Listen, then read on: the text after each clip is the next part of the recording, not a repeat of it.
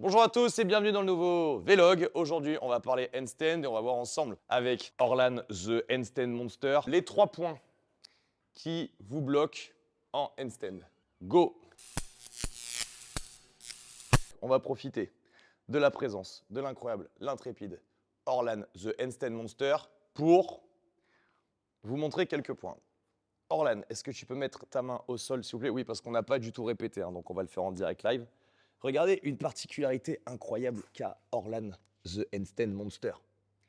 Quand il a l'ensemble de sa main et de ses doigts plaqués au sol, sa main regarde exactement vers l'avant et regardez jusqu'où il va pouvoir déplacer ses épaules au-dessus de ses doigts. Et oui, parce que la particularité du poignet dans la position de handstand, c'est qu'en fait, eh bien, c'est la cheville de quand vous marchez. Et comme il est impossible de marcher sans avancer le genou au-dessus de votre cheville, en étant comme ça, vous ne pourriez pas avancer d'1 millimètre si vous n'acceptez pas que ni d'une jambe ni d'une autre, votre genou glisse dans votre cheville, vous allez avoir le même problème en handstand. C'est-à-dire que si vous n'avez pas la capacité d'avancer vos épaules et vos coudes devant votre poignet, pour monter en handstand, peut-être que vous allez y arriver, mais vous allez devoir creuser votre bassin, plier vos jambes, vous exploser le dos, vous n'aurez aucun contrôle moteur, tout simplement parce que de base,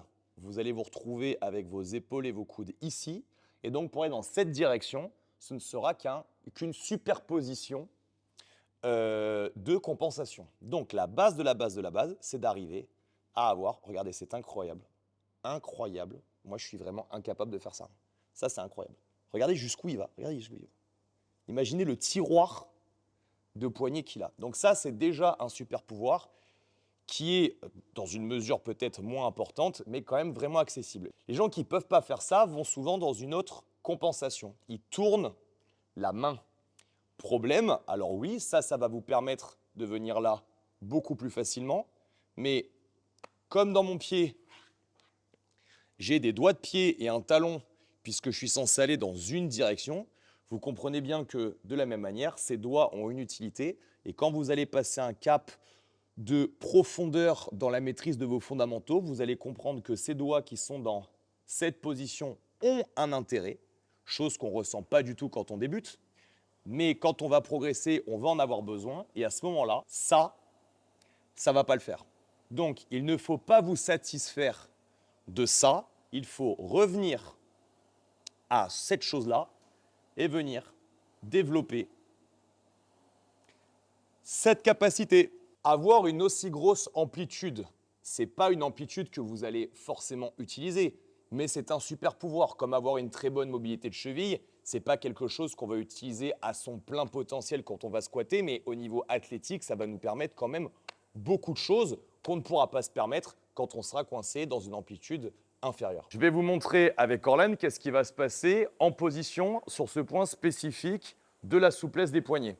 Il va monter en handstand et pour des raisons andragogiques, je vous explique. Si jamais il était coincé au niveau des poignets vers moi, là, regardez, il ne pourrait pas rester aligné puisque là, il tombe. Donc, il viendrait creuser dans ses lombaires, plier ses genoux pour essayer de ramener un maximum de masse au-dessus de son polygone de tentation. Maintenant, en restant de nouveau parfaitement aligné, regardez ce qu'il fait quand il va pouvoir venir amener ici à l'équilibre, voire ici au déséquilibre pour évidemment potentiellement avancer. Regardez l'alignement qu'il va pouvoir conserver. Nickel. Deuxième fondamental, votre capacité à ressentir quand vous n'êtes pas dans l'équilibre, quand vous êtes dans l'équilibre et quand vous êtes dans le déséquilibre qui va vous permettre d'avancer. Donc ce qu'on va faire, c'est que Orlan va venir en handstand, en contrôle, je l'attrape. Et on va faire cet exercice. D'abord, je lui fais sentir l'amplitude dans laquelle on va travailler. Donc lui, il a confiance, il est en sécurité, il commence à enregistrer.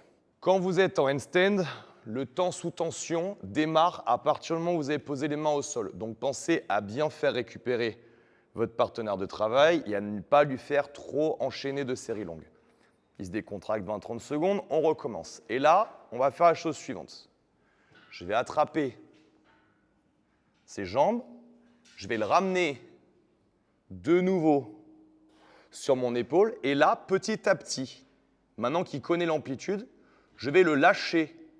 Et il va essayer de tomber sur moi le plus lentement possible pour apprendre petit à petit à gérer quand il est à l'équille et quand il ne l'est plus. Cet exercice ne se maîtrise pas en 3 répétitions, bien évidemment, mais à force de le pratiquer, on va se rendre compte qu'on a une capacité de passer de 0,5 secondes de chute à 1 seconde, pourquoi pas 2 secondes, pourquoi pas 3 secondes. Et sur le long terme, je vais apprendre à aller dans ce déséquilibre nécessaire pour le handstand, mais à le maîtriser. Troisième fondamental, la capacité à passer son poids de corps d'un appui à l'autre. Une chose qu'on peut observer, que moi-même j'ai observé récemment avec bébé Liam, c'est que les êtres humains marchent de cette manière, et un bébé, quand il apprend à marcher, il fait ça. Et même quand il court, il fait ça très vite. Pourquoi? Parce que bébé Liam, à 1 an et demi, maintenant 2 ans et demi, il ne peut pas faire ça. Qu'est-ce qui fait qu'un adulte peut marcher comme ça et oblige un bébé à marcher comme ça? C'est que le bébé n'a pas la capacité au niveau posturologique à maintenir son poids de corps sur un seul appui assez longtemps. Donc, c'est exactement la raison pour laquelle cet exercice et cette notion fait partie des fondamentaux du handstand, c'est qu'il va falloir être capable de venir sur un appui et apprendre à shifter son poids de corps sur un bras pour libérer l'autre, sur un bras pour libérer l'autre. L'un des exercices que vous devriez faire et dont vous ne devriez pas sortir avant d'avoir obtenu un grand niveau de maîtrise est le suivant. Main au milieu des cuisses. Et dans cette situation, lui va travailler à essayer de shifter son poids de corps d'un côté, puis de l'autre. Quand il y arrive, et ça peut prendre plusieurs séances, il va essayer de décoller la main complètement. Quand il y arrive, il va essayer de toucher une épaule, pourquoi pas, ou une hanche, pourquoi pas. Et on a un intérêt à faire cet exercice jusqu'à un haut niveau de maîtrise en cherchant une notion. Non pas celle du for-time de notre sport complètement idiote, qui va nous donner en gros debout ce type de travail. C'est pas ce qu'on veut. Nous, on veut être capable de faire ça, ça, ça, et ensuite de faire ça. Donc quand vous allez commencer à pouvoir décoller une main, n'essayez pas de le faire le plus vite possible. Cherchez au contraire à augmenter le temps entre vos répétitions, puisque speed, hide, weaknesses, la vitesse masque la faiblesse. Ce qu'on veut, c'est du contrôle, du développement de la force et de la sensation. Donc n'essayez pas de faire cet exercice en for time, au contraire, ralentissez au maximum. J'ajoute aussi que mon rôle de spotter est extrêmement important. J'ai besoin de m'assurer que dans cette situation, mon partenaire est dans la bonne zone de travail. On recommence et je vais vous montrer qu'est-ce que c'est la mauvaise zone. Si dans cette situation, je le place et que l'ensemble de son poids de corps est là-bas et que c'est moi qui fais l'effort pour le tracter, il est en train d'enregistrer dans son oreille interne une mauvaise position. Et donc, il ne pourra jamais travailler sans moi. Maintenant, si son oreille interne place son corps dans la bonne position, là, moi, j'ai juste un rôle de support. On est vraiment en travail actif au niveau des membres inférieurs et on a un vrai renforcement musculaire, une vraie recherche d'alignement qui aura pour effet, sur le long terme, qu'un de ces 4, il aura le même type d'alignement sans ma main. Dans notre manière de voir le handstand, nous considérons que chercher tout le temps des exercices divers et variés est un piège. Et nous avons cette idéologie-là aussi sur la totalité de la gymnastique. La problématique de la gymnastique actuellement, c'est que le pratiquant cherche à trop varier ses exercices plutôt que de prendre peu d'exercices fondamentaux et de s'y adapter de manière profonde. Encore une fois, cette capacité d'alignement, cette capacité à décoller une main, Il faut arriver à un grand niveau de maîtrise, ce qui va demander très peu de variations et beaucoup de pratique pour augmenter la profondeur de l'adaptation, que ça soit au niveau de mes sensations, au niveau de mes mains, au niveau de mon oreille interne, au niveau de ma gestion et de ma compréhension de mon gainage et de mon alignement.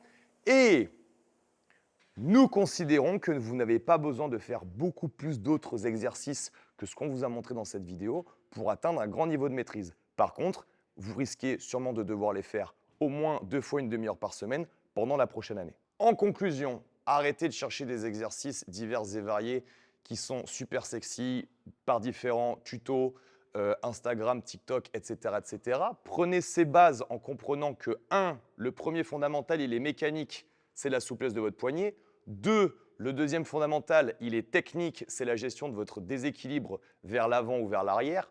3, le troisième fondamental est aussi technique, c'est votre capacité à gérer votre poids de corps et le shifter d'un appui sur l'autre. Et quand vous aurez atteint un grand niveau de maîtrise sur ces 3 aspects, vous verrez que le handstand sera quelque chose de finalement facile. Pour rappel, si vous voulez un entraînement programmé, que ça vous rassure et que ça vous donne un vrai guide d'entraînement au quotidien ou dans votre semaine, n'hésitez pas à rejoindre notre programmation handstand qui évidemment est faite par Orlan, The Handstand Monster, où vous retrouverez la totalité des exercices avec de très bonnes explications. Et au-delà d'avoir un handstand incroyable, vous serez aussi gainé comme une putain de machine de guerre. Et quand on dit long terme, pour ceux qui ont du mal à comprendre, c'est pas simplement quelques séances ou quelques minutes de pratique. Vous comprenez bien que votre système posturologique a mis des années à se créer pour simplement marcher sur vos pieds quand vous êtes gamin, alors qu'il est consacré qu'à ça. L'apprentissage sur les 6 premières années est beaucoup plus rapide. Donc si vous voulez reconstruire un système posturologique avec l'intégration cérébrale sur les mains, eh ben, il faut repasser du temps avec une pratique hebdomadaire, et ça sur des mois, voire des années. Oh!